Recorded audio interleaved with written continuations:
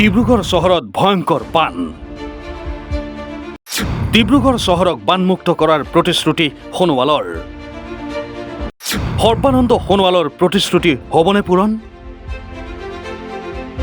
নে সোণোৱালৰ প্ৰতিশ্ৰুতি পুনৰ হ'ব ফুটুকাৰ ফেন? সমগ্ৰ ৰাজ্যৰ লগতে ডিব্ৰুগড় জিলাৰ সমান্তৰালভাৱে ডিব্ৰুগড় চহৰতো প্ৰচণ্ড বান। চহৰখনৰ লোকসকলৰ বাসগৃহৰ সমান্তৰালভাৱে বিভিন্ন কাৰ্যালয় অনুষ্ঠান প্ৰতিষ্ঠান আদিও জলমগ্ন। ডিব্ৰুগড় চহৰ এতিয়া বানৰ কবলত। এনে পৰিস্থিতিত বানাক্ৰান্তৰ মাজত হাহাকাৰ। খবৰ নাই কেন্দ্ৰীয় মন্ত্ৰী সৰ্বানন্দ সোণোৱালৰ।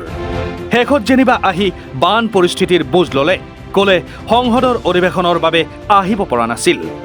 বান পৰিস্থিতিৰ বুজ লৈ সোণোৱালে কি ক'লে শুনক। ডিব্ৰুগড় এইটো এটা বহুত ডাঙৰ এটা সমস্যা হিচাপে দেখা দিছে। গতিকে ভৱিষ্যতৰ দিনত এইখন চহৰৰ বাসিন্দাক সকাহ দিবৰ বাবে নিশ্চিতভাৱে বিজ্ঞানসন্মতভাৱে ইয়াৰ ড্ৰেইনেজ ব্যৱস্থাটো ঠিক কৰিব লাগিব।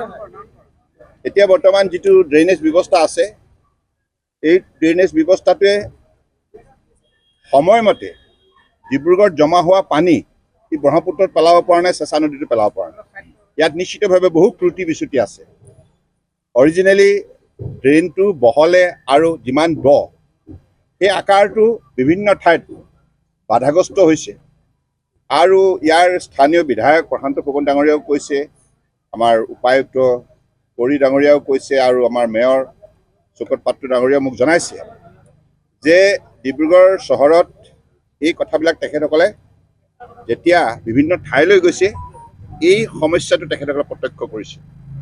আৰু এনেধৰণে ডিব্ৰুগড় চহৰখনক কৃত্ৰিম বানৰ পৰা ৰক্ষা কৰিব নোৱাৰি। গতিকে ভৱিষ্যতৰ দিনত কম্পিটেণ্ট ইনষ্টিটিউচনৰ যোগেদি এই গোটেই লেণ্ডস্কেপটো অধ্যয়ন কৰি পেলাই, লেণ্ডস্কেপ যিটো, এই লেণ্ডস্কেপটো ডিব্ৰুগড় চহৰ অধ্যয়ন কৰি বিজ্ঞানসন্মতভাৱে তেখেতসকলৰ পৰামৰ্শ লৈ ভৱিষ্যতৰ দিনত ড্ৰেইনেজ ব্যৱস্থাটো ঠিক কৰিব লাগিব।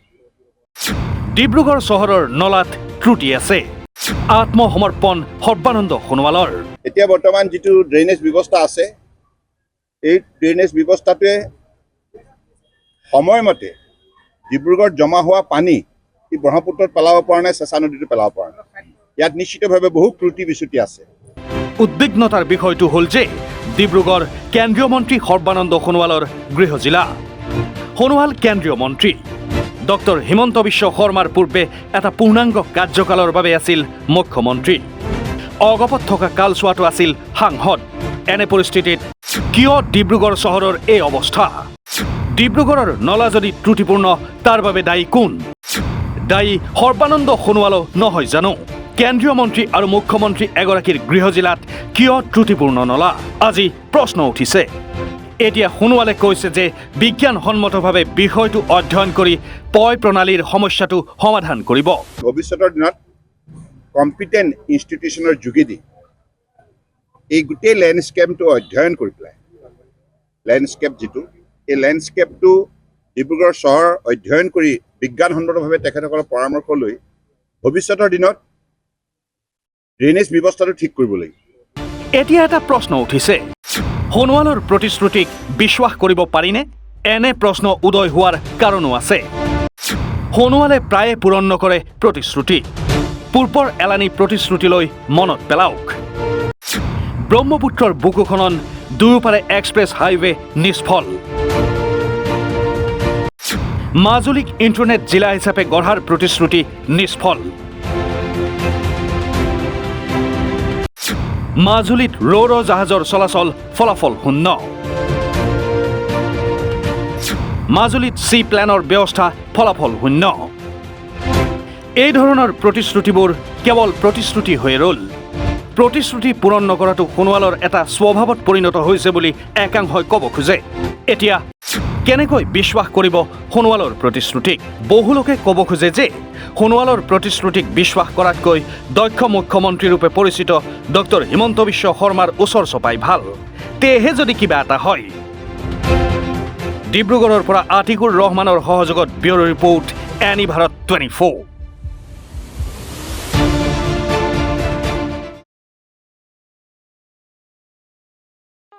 ৰ'ব, আপুনি যে এটা অপৰাধ কৰিবলৈ গৈ আছে, আপুনি জানেনে? এই নাবালিকা গৰাকীক এতিয়াই বিয়াত বহোৱাটো যে এটা অপৰাধ, আপুনি জানেনে? অপৰাধ কেনেকৈ? মোৰ ছোৱালী, মোৰ কথা। তুমি যিয়েই নোকোৱা ভূঞা, 18 বছৰৰ তলৰ যিকোনো কন্যা সন্তানৰ বিয়া দিলেই আইনগতভাৱে এক দণ্ডনীয় অপৰাধ। বিয়া দিয়াজন যিমান দায়ী, বিয়া পতাজনো সমানে দায়ী। এতিয়া তাই পঢ়া শুনা কৰাৰ বয়স, খেলা ধূলা কৰাৰ বয়স। তাইক খেলিবলৈ দিয়ক, পঢ়িবলৈ দিয়ক, আৰু চাব এদিন আপুনি তাইক লৈ গৌৰৱ অনুভৱ কৰিব পাৰিব। এতিয়াই তাইক সংসাৰৰ বোজা দি তাইৰ ভৱিষ্যত জীৱনটো অন্ধকাৰ কৰাৰ অধিকাৰ তোমাৰ জানো আছে? মোৰ ভুল হৈ গ'ল মাজনী, মোক ক্ষমা কৰিবা। শিক্ষা ল'ৰা ছোৱালী উভয়ৰে প্ৰাপ্য আৰু অধিকাৰ। আপোনাৰ কন্যা সন্তানক তাইৰ এই প্ৰাপ্যৰ পৰা বঞ্চিত নকৰাব। বাল্য বিবাহ ভাৰতীয় আইনৰ দ্বাৰা বিহিত এক দণ্ডনীয় অপৰাধ। এনে অপৰাধ কৰি আপোনাৰ কন্যা সন্তানৰ ভৱিষ্যত অন্ধকাৰৰ মাজলৈ ঠেলি নিদিব।